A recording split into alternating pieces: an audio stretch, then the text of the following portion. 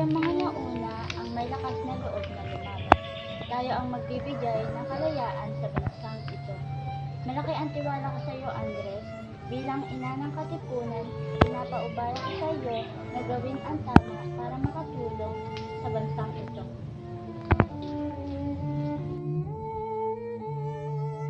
Nyo, mga sedula nyo, ang munting papel na kumokontrol sa ating buhay at nagpapahirap. Ang atin ng bayang ito, atin ang lupang ito, punitin ang sedula. Mabuhay ang katipunan! Mabuhay! Mabuhay ang revolusyon! Mabuhay!